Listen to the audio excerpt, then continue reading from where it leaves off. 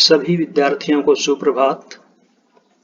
विद्यार्थियों, आज हम पढ़ने जा रहे हैं कक्षा 9 का एक अध्याय जिसका नाम है लहासा की ओर। विद्यार्थियों, इस अध्याय के लेखक हैं राहुल सांकृत्यायन। विद्यार्थियों, नाम क्या है? लहासा की ओर, और लेखक कौन है? राहुल सांकृत्यायन। विद्यार्थियों, इस अध्याय को पढ़ना शुरू करने से पहले हम राहुल सांकृत्यायन जी का जीवन परिचय पढ़ेंगे। लेखक का जीवन परिचय। राहुल सांकृत्यायन का जन्म 1893 में उनके ननिहाल गांव पंदहा, जिला आजमगढ़, उत्तर प्रदेश में हुआ। उनका पैतृक गांव कनेला था। उनका मूल नाम केदार पांडेय था। उनकी शिक्षा काशी, आगरा और लाहौर में हुई। विद्यार्थियों, जो राहुल सांकृत्यायन है, इनका जन्म 1893 में हुआ था। उनका जो ननिहाल गांव है वो कहाँ था? पंदहा, और ये कहाँ पे है? जिला आजमगढ़, राज्य कौन सा है? उत्तर प्रदेश। उनका जो पैतृक गांव था विद्यार्थियों, उनके जो पिता का अर्थात उनका जो पैतृक गांव था वो कौन सा था? कनेला। और उनका जो मूल नाम है, मूल नाम क्या था? मूल नाम था केदार पांडेय। और उनकी जो शिक्षा है वो काशी, आगरा और लाहौर में हुई थी। विद्यार्थियों, लाहौर कहाँ पे है? लाहौर है पाकिस्तान में। सन 1930 में उन्होंने श्रीलंका जाकर बौद्ध धर्म ग्रहण कर लिया। तब से उनका नाम राहुल सांकृत्यायन हो गया। विद्यार्थियों, इनका जो मूल नाम है वो क्या था? केदार पांडेय। अब इनका बाद में नाम क्या हो गया? राहुल सांकृत्यायन। और ये राहुल सांकृत्यायन कब हुआ? जब इन्होंने श्रीलंका जाकर बौद्ध धर्म ग्रहण कर लिया था। विद्यार्थियों, राहुल जी को पाली, प्राकृत, अपभ्रंश, तिब्बती, चीनी, जापानी और रूसी भाषाओं की जानकारी थी। ये इन भाषाओं के अच्छे जानकार थे। इसीलिए उन्हें क्या कहा जाता है? उन्हें महापंडित कहा जाता था। सन 1963 अर्थात 1963 में उनका देहांत हो गया। राहुल सांकृत्यायन ने उपन्यास, कहानी, आत्मकथा, यात्रावृत्त, जीवनी, आलोचना, शोध आदि अनेक विधाओं में साहित्य सृजन किया। इतना ही नहीं, उन्होंने अनेक ग्रंथों का हिंदी अनुवाद भी किया। मेरी जीवन यात्रा, इसके 6 भाग हैं। दिग्दर्शन, 22वीं सदी, वोल्गा से गंगा, भागो नहीं दुनिया को बदलो, दिमागी गुलामी, घुमक्कड़ी शास्त्र, ये उनकी प्रमुख कृतियां हैं। विद्यार्थियों, उनकी प्रमुख कृतियां कौन कौन सी हैं? मेरी जीवन यात्रा, इसके कितने भाग हैं? 6 भाग। दर्शन, दिग्दर्शन, 22वीं सदी, वोल्गा से गंगा, भागो नहीं दुनिया को बदलो, दिमागी गुलामी, घुमक्कड़ शास्त्र, ये उनकी प्रमुख कृतियां हैं। साहित्य के अलावा दर्शन, राजनीति, धर्म, इतिहास, विज्ञान आदि विभिन्न विषयों पर राहुल जी द्वारा रचित पुस्तकों की संख्या लगभग 150 है। विद्यार्थियों, उन्होंने केवल साहित्य में ही पुस्तकें नहीं लिखी, बल्कि दर्शन यानी फिलोसफी, राजनीति, पॉलिटिक्स, धर्म, रिलीजन, इतिहास, हिस्ट्री, साइंस आदि विषयों पर भी उन्होंने किताबें लिखी थी। और उन पुस्तकों की संख्या कितनी है? उन पुस्तकों की संख्या लगभग 150 है। राहुल जी ने बहुत सी लुप्त प्राय सामग्री का उद्धार कर अत्यंत महत्वपूर्ण कार्य किया है। विद्यार्थियों, जो राहुल सांकृत्यायन जी हैं, इन्होंने बहुत सी लुप्त प्राय यानी जो सामग्री लुप्त हो चुकी है या लुप्त होने वाली थी, उन सब सामग्री का उद्धार किया है, अर्थात उनको भी उन्होंने लिखा है। और ये इनका एक महत्वपूर्ण कार्य है। यात्रावृत्त लेखन में राहुल जी का स्थान अन्यतम है। विद्यार्थियों, जो यात्रावृत्त है यानी जो यात्राएं लिखते हैं, यात्रा विवरण, इनके लेखन में राहुल जी का स्थान अन्यतम है, अर्थात बहुत ही महत्वपूर्ण है। उन्होंने घुमक्कड़ी का शास्त्र रचा उससे होने वाले लाभों का विस्तार से वर्णन करते हुए मंजिल के स्थान पर यात्रा को ही घुमक्कड़ का उद्देश्य बताया। विद्यार्थियों, उन्होंने घुमक्कड़ी का शास्त्र लिखा था और उससे होने वाले जो लाभ हैं उनका विस्तार से वर्णन करते हुए मंजिल के स्थान पर उन्होंने यात्रा को ही क्या बताया? घुमक्कड़ का उद्देश्य। घुमक्कड़ विद्यार्थियों क्या होता है? घूमने की इच्छा या घूमने वाला, जिसका मन करे कि बस वो यूं ही घूमता रहे। घुमक्कड़ी से मनोरंजन, ज्ञानवर्धन एवं अज्ञात स्थलों की जानकारी के साथ साथ भाषा व संस्कृति का भी आदान प्रदान होता है। विद्यार्थियों की जो घुमक्कड़ी है उससे यानी घूमने की इच्छा है, या जो लोग घूमते हैं घूमने की वजह से मनोरंजन, ज्ञानवर्धन और अज्ञात स्थलों की जानकारी के साथ साथ क्या होता है? भाषा और संस्कृति जो है उन दोनों का भी आदान प्रदान होता है। यानी जब लोग एक जगह से दूसरी जगह जाते हैं तो उससे भाषा और संस्कृति भी एक दूसरी जगह पहुंचती है। राहुल जी ने विभिन्न स्थानों के भौगोलिक वर्णन के अतिरिक्त वहां के जनजीवन की सुंदर झांकी प्रस्तुत की है। विद्यार्थियों, जो राहुल जी हैं यानी राहुल सांकृत्यायन जी हैं, उन्होंने विभिन्न स्थानों के भौगोलिक वर्णन यानी उनका जो टेरेन है या जो मतलब उनका भौगोलिक वर्णन है उसके अतिरिक्त वहां के जनजीवन की सुंदर झांकी यानी वहां का जो जनजीवन है उसकी सुंदरता का वर्णन भी किया है। विद्यार्थियों, यह अध्याय शुरू करने से पहले इस अध्याय के बारे में कुछ पंक्तियां दे रखी हैं कि ये अध्याय किसके बारे में है और इस अध्याय के माध्यम से हमें क्या सीखने को मिलेगा। इसमें लिखा है, संकलित अंश राहुल जी की प्रथम तिब्बत यात्रा से लिया गया है। कि ये जो अंश है अर्थात ये जो हिस्सा है, ये जो लेसन है, अध्याय है, वो राहुल जी की प्रथम तिब्बत यात्रा से लिया गया है। उन्होंने सन 1929 टू 30 में नेपाल के रास्ते की थी और ये जो यात्रा है उन्होंने 1929-30 में नेपाल के रास्ते से तिब्बत की यात्रा की थी। उस समय भारतीयों को तिब्बत यात्रा की अनुमति नहीं थी। विद्यार्थियों, उस समय जो भारतीय लोग हैं उनको तिब्बत यात्रा की अनुमति नहीं थी, इसलिए उन्होंने क्या किया, इस यात्रा को करने के लिए एक भिखमंगे का छद्म वेश बनाया। भिखमंगे अर्थात भिखारी या फिर साधु के वेश में उन्होंने ये तिब्बत यात्रा पूरी की थी। इसमें तिब्बत की राजधानी क्या है विद्यार्थियों? तिब्बत की राजधानी है ल्हासा। इसमें तिब्बत की राजधानी की ओर जाने वाले दुर्गम अर्थात ऐसे रास्ते या ऐसी जगह जहां पहुंचना कठिन हो। कि इसमें तिब्बत की राजधानी ल्हासा की ओर जाने वाले दुर्गम अर्थात पहुंचने में कठिन रास्तों का वर्णन उन्होंने बहुत ही रोचक शैली में किया है। विद्यार्थियों, रोचक का मीनिंग क्या है? रोचक होता है इंटरेस्टिंग या मजेदार, और शैली क्या है? तरीका या ढंग। कि उन्होंने इस यात्रा का वर्णन, इसके दुर्गम रास्तों का वर्णन बहुत ही रोचक यानी इंटरेस्टिंग ढंग से या मजेदार ढंग से किया है। इस यात्रा वृतांत से हमें उस समय के तिब्बती समाज के बारे में जानकारी मिलती है। वो कहते हैं कि इस यात्रा वृतांत यानी जो यात्रा का विवरण है, इस विवरण से हमें उस समय के तिब्बती समाज के बारे में जानकारी भी मिलती है। विद्यार्थियों, अब हम शुरू करने जा रहे हैं अध्याय ल्हासा की ओर। राहुल सांकृत्यायन जी लिखते हैं, वह नेपाल से तिब्बत जाने का मुख्य रास्ता है। फरी कलिंपोंग का रास्ता जब नहीं खुला था तो नेपाल ही नहीं हिंदुस्तान की भी चीजें इसी रास्ते से तिब्बत जाया करती थी। वो कहते हैं कि जो नेपाल है वो नेपाल वाला रास्ता ही तिब्बत जाने का मुख्य रास्ता है। फरी कलिंपोंग ये कहाँ पे है विद्यार्थियों? ये सिक्किम में है।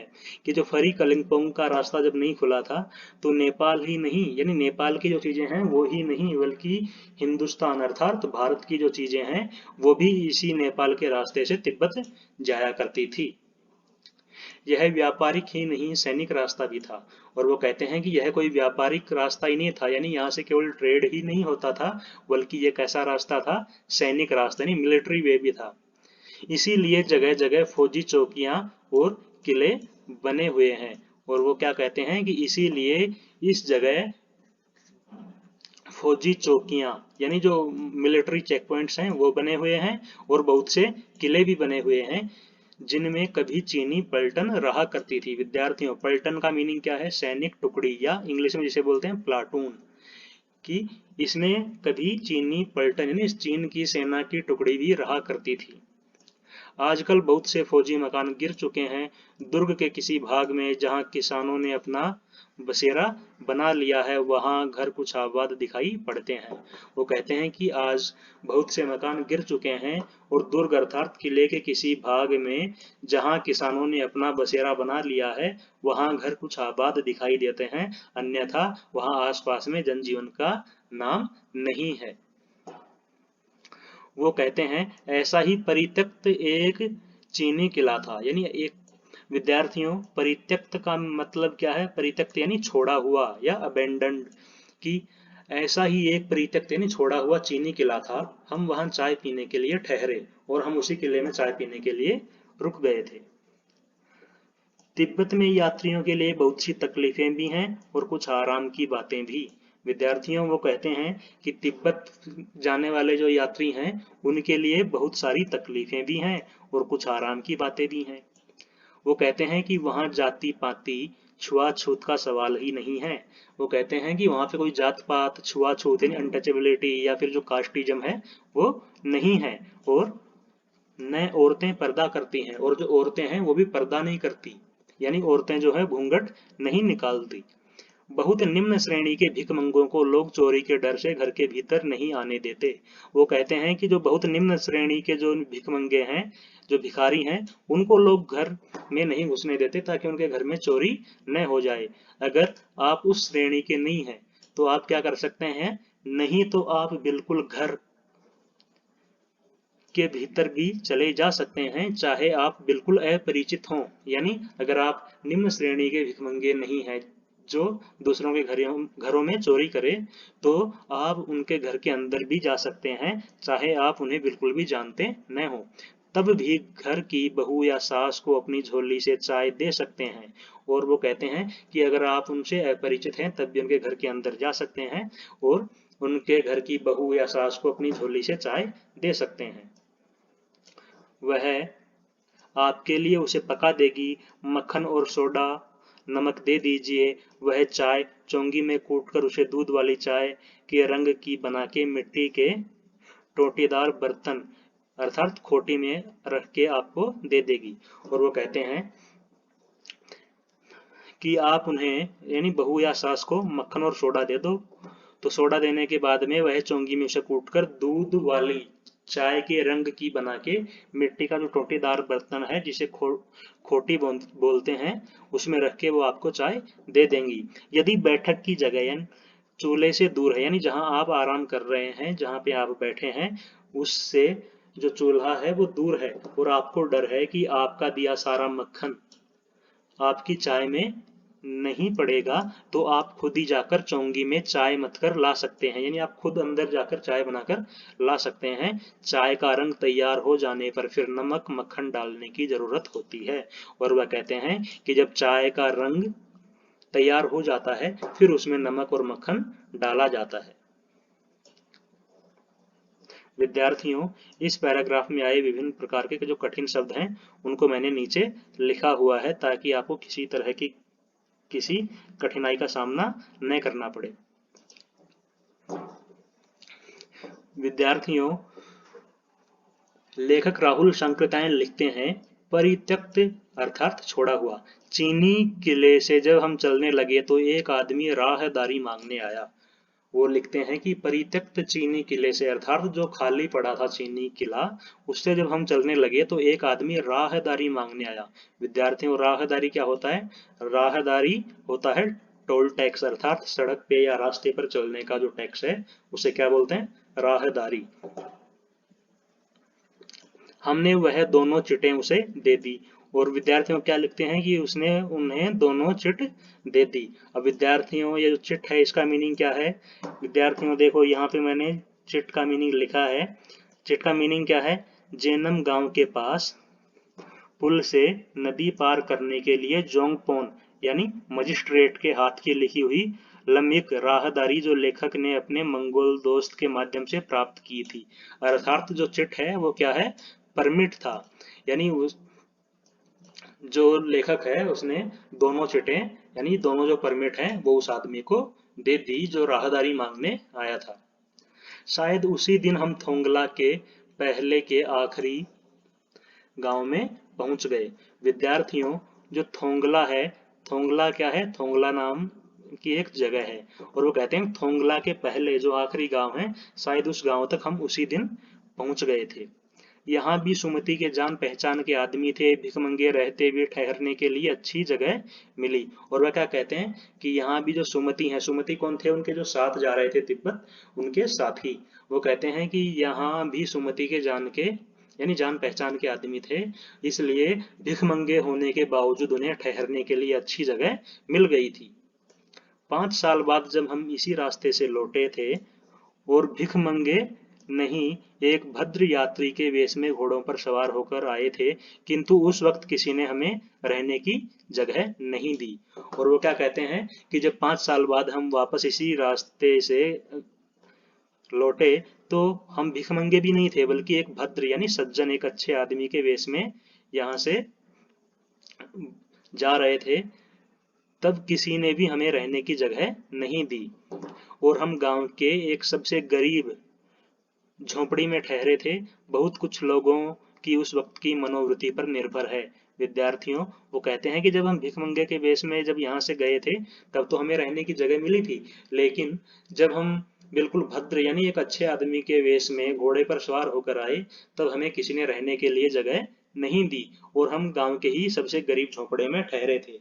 वो कहते हैं कि बहुत कुछ लोगों की मनोवृत्ति पर भी निर्भर करता है। विद्यार्थियों मनोवृत्ति क्या होती है? मनोवृत्ति का विद्यार्थियों नीचे मैंने लिखा है मन की स्वाभाविक स्थिति या फिर मेंटेलिटी। खासकर शाम के समय छंग पीकर बहुत कम होश हवास को दुरुस्त रखते हैं। वो कहते हैं कि वहां पे शाम के समय लोग छंग, छंग क्या है विद्यार्थियों? ये भी नशा करने का एक पदार्थ है जिसको पीकर लोग शाम को बहुत ही कम होश हवास में रहते हैं। अब हमें सबसे विकट डांडा थोंगला पार करना था। वो कहते हैं कि अब हमें सबसे विकट, विकट विद्यार्थियों क्या होता है? विकट यानी कठिन। और डांडा क्या होता है विद्यार्थियों? देखो डांडा मैंने यहाँ पे लिखा हुआ है। डांडा का मीनिंग क्या है? ऊंची जमीन। यानी अब उनके सामने क्या थी? एक बहुत ही ऊंची जमीन थी। यानी विकट का अर्थ क्या है? कठिन। और डांडा यानी ऊंची जमीन। कि अब उन्हें सबसे ऊंची जो जमीन है वो कौन सी थी? डांडा थोंगला। जो थोंगला है वो उनको पार करना था। डांडे तिब्बत में सबसे खतरे की जगह हैं और डांडे जो हैं वो क्या है? तिब्बत में सबसे खतरे की जगह हैं।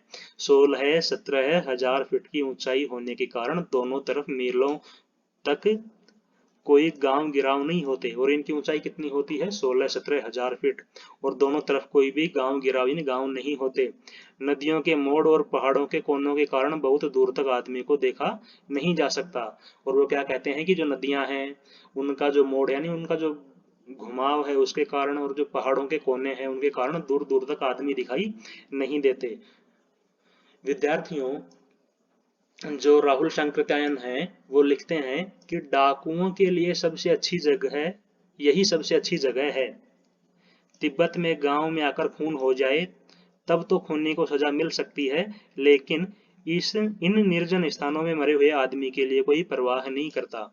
वो क्या लिखते हैं कि अगर तिब्बत के किसी गांव में अगर खून हो जाए तो क्या होगा? किसी आदमी को सजा हो जाए, लेकिन ये जो निर्जन स्थान है जहाँ पे कोई भी नहीं होता, निर्जन यानी जहाँ पे कोई मनुष्य ना रहे, कि इन निर्जन स्थानों में अगर कोई आदमी मर भी जाएगा तो उसकी किसी को कोई परवाह नहीं होगी।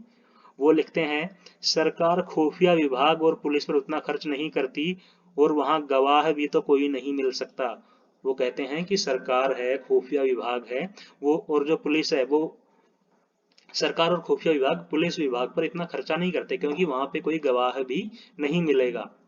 वो लिखते हैं कि डकैत पहले आदमी को मार डालते हैं, उसके बाद देखते हैं कि कुछ पैसा है कि नहीं। वो कहते हैं कि वो कहते हैं कि जो डकैत हैं, जो डाकू हैं, वो पहले आदमी को मार देते हैं और फिर चेक करते हैं कि इनके पास में कुछ पैसा है या नहीं।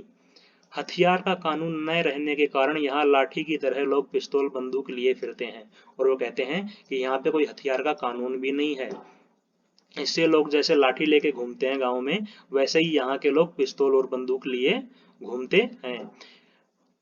वो कहते हैं कि डाकू यदि जान से न मारे तो खुद उसे अपने प्राण का खतरा है, अपने प्राणों का खतरा है। गांव में हमें मालूम हुआ कि पिछले ही साल थोंगला के पास खून हो गया। विद्यार्थियों देखो यहाँ पे क्या लिखा हुआ है कि जो यहाँ पे हथियार रखने का कोई कानून नहीं है, इसलिए लोग लाठियों की तरह पिस्तौल या बंदूक लिए घूमते हैं।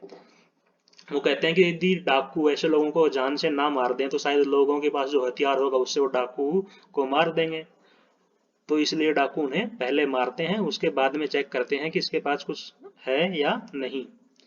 उन्हें गांव में ही मालूम पड़ा कि भी थोंगला के पास पिछले साल लास्ट ईयर कोई खून हो गया था। शायद खून की हम उतनी परवाह नहीं करते क्योंकि हम भिख मंगे थे और जहां कहीं वैसी सूरत देखते टोपी उतार जीभ निकाल कुची कुची दया दया एक एक पैसा कहते भीख मांगने लग जाते।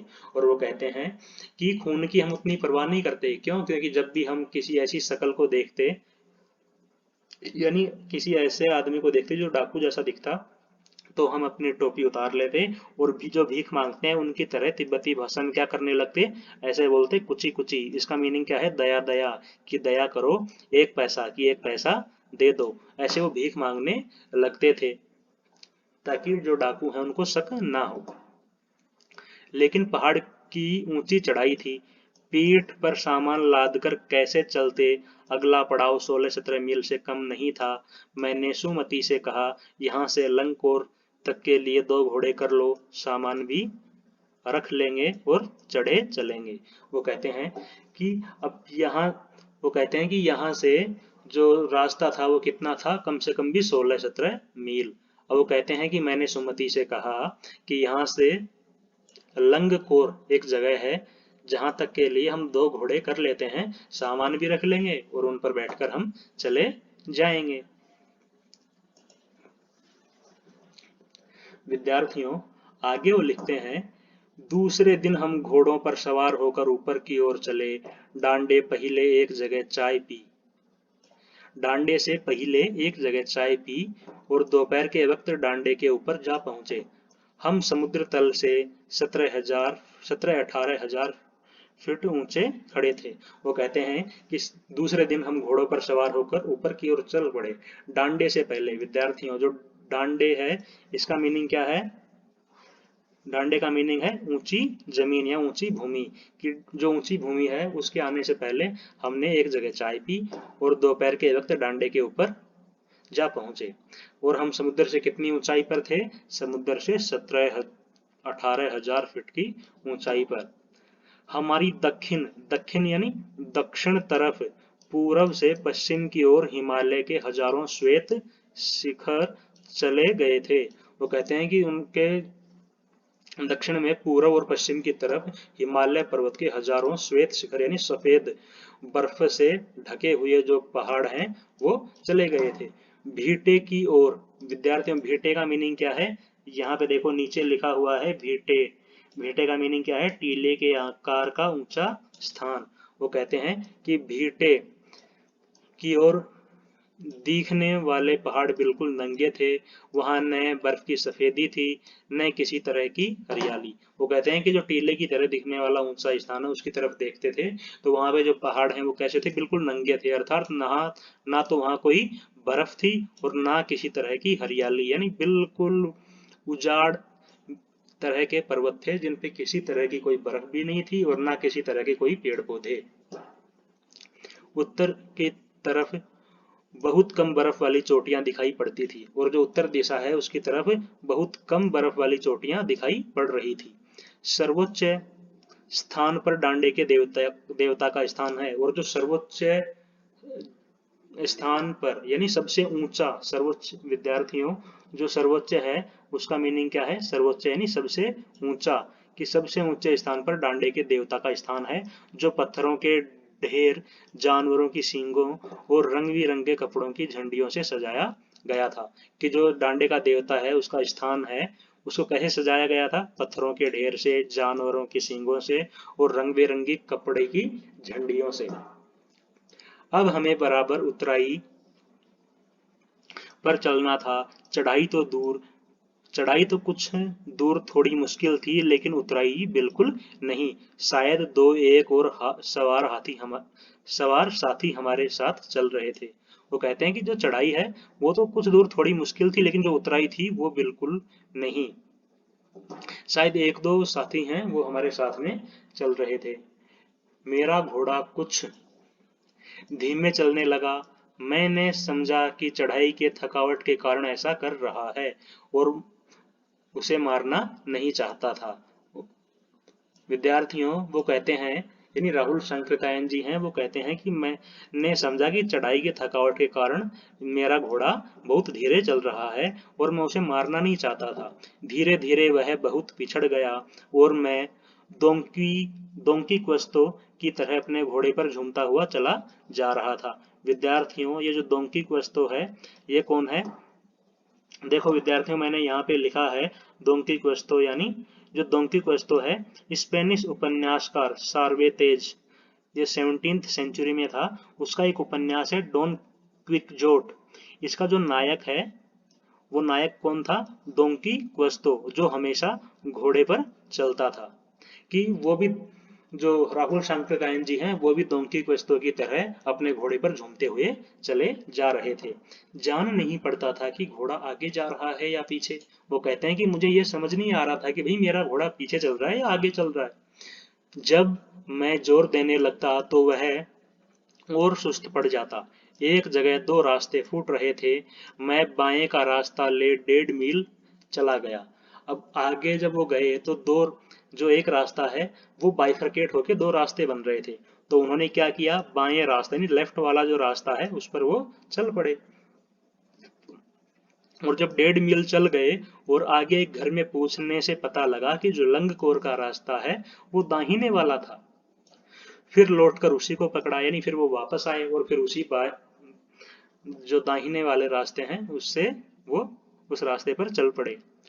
4-5 बजे के करीब मैं गांव से मील भर पर था तो सुमति इंतजार करते हुए मिले।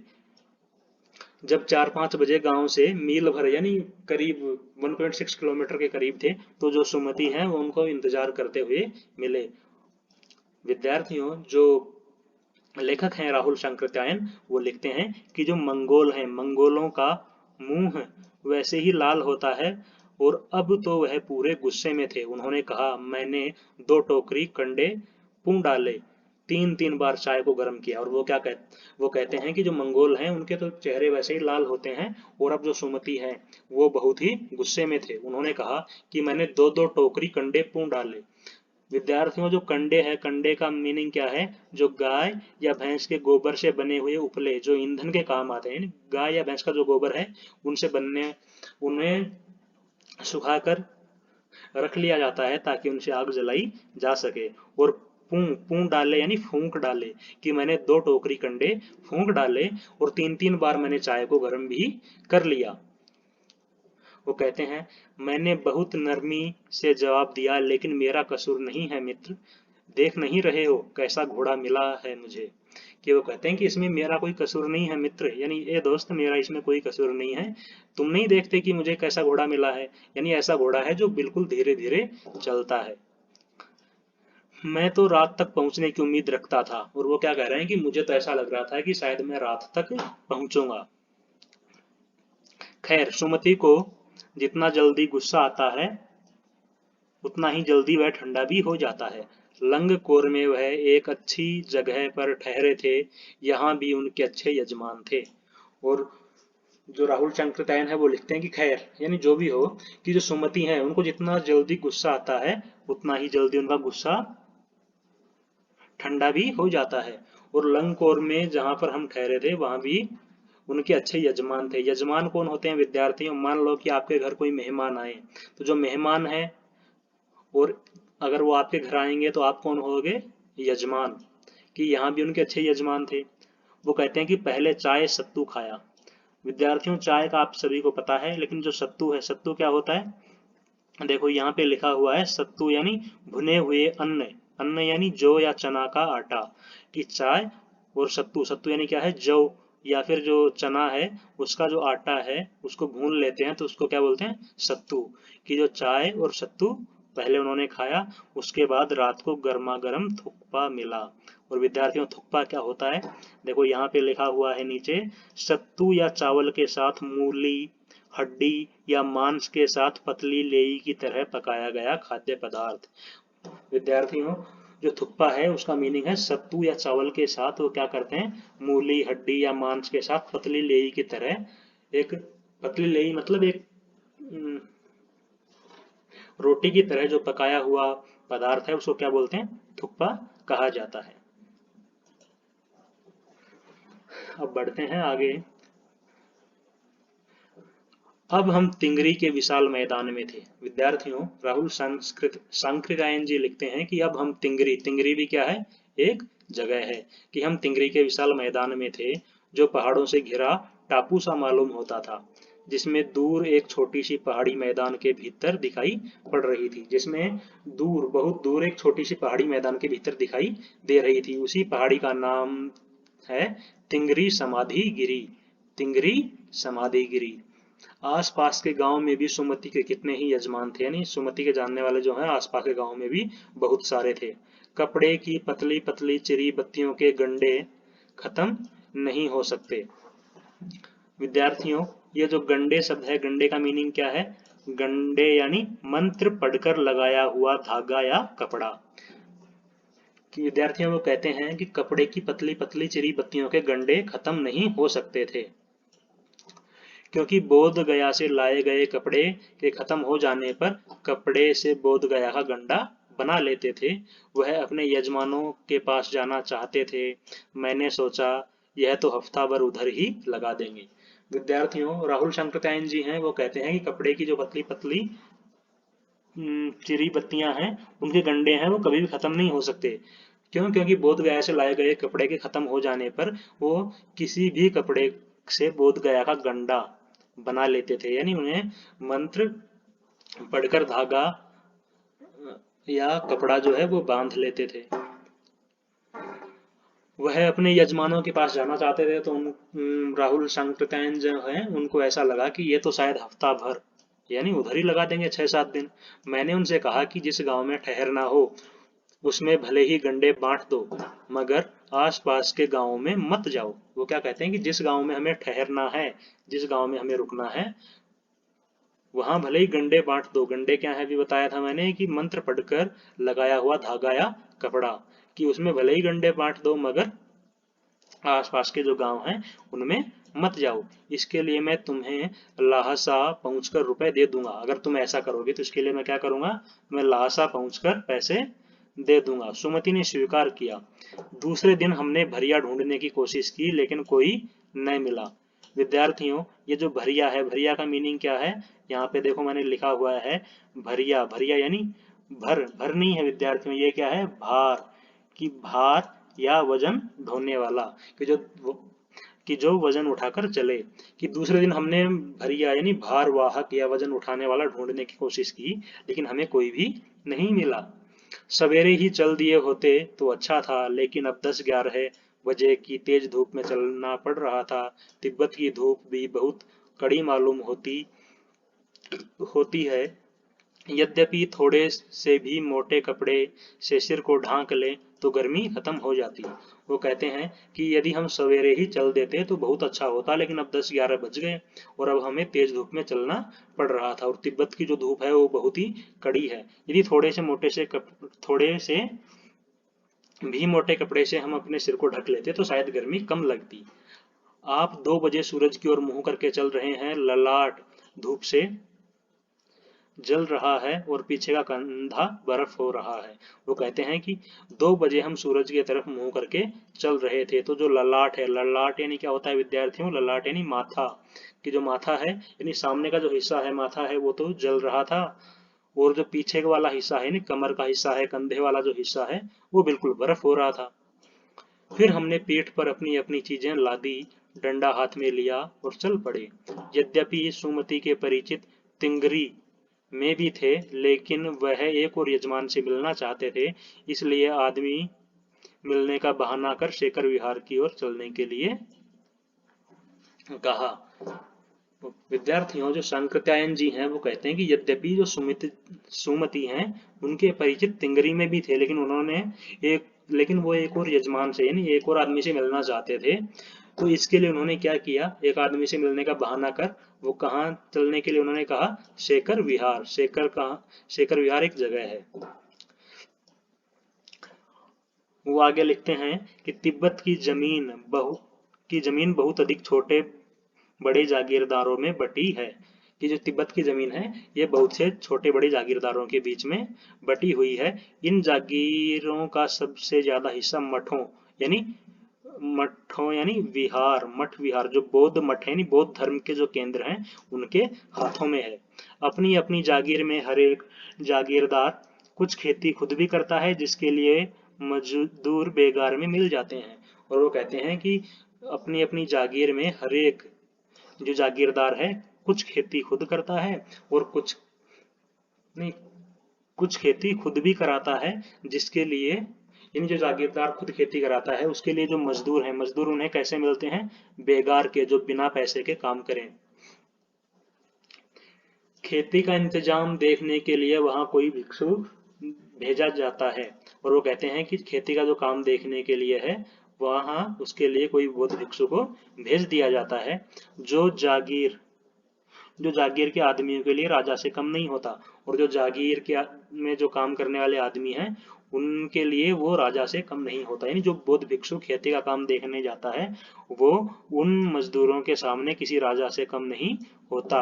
शेखर की खेती के मुखिया भिक्षु नम से बड़े भद्र पुरुष थे। विद्यार्थियों, राहुल शंकरत्यायन जी हैं वो कहते हैं कि शेखर की खेती के जो मुखिया हैं भिक्षु नमसे, भिक्षु कौन थे, भिक्षु नमसे बड़े ही भद्र, भद्र यानी भले या अच्छे इंसान थे, यानी बहुत ही अच्छे इंसान थे।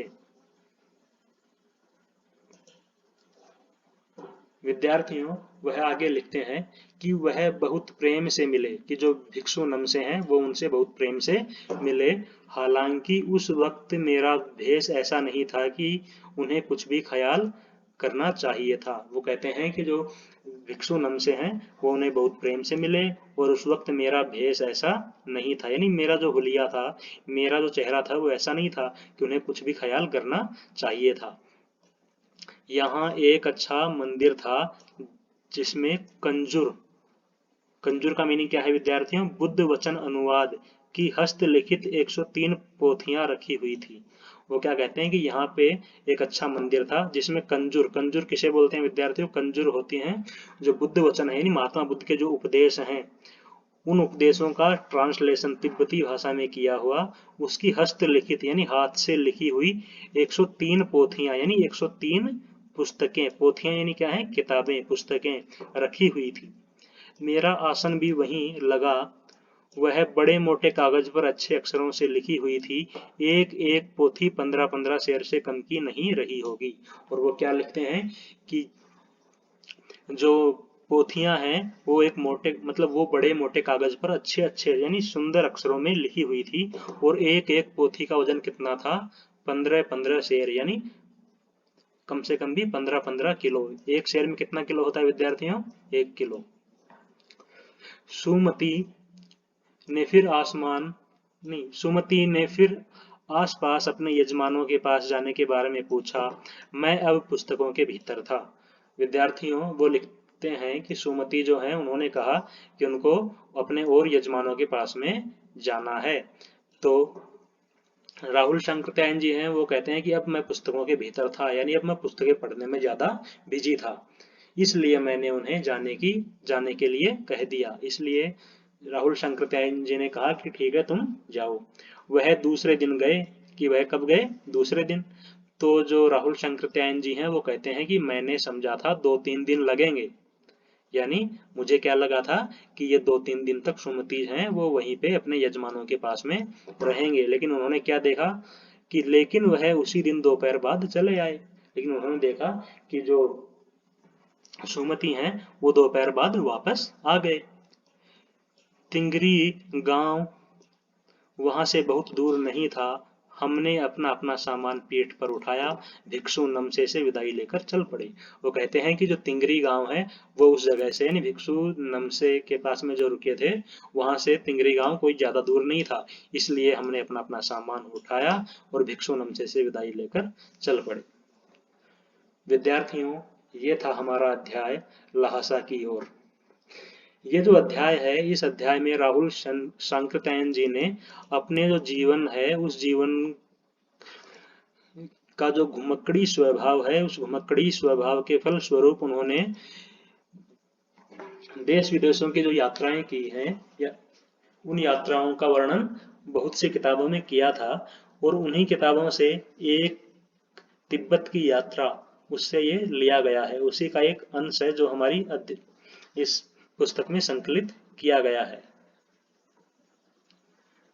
विद्यार्थियों, आज का वीडियो यहीं समाप्त होता है। मिलते हैं अगले वीडियो में। तब तक के लिए घर पे रहें, स्वस्थ रहें। धन्यवाद।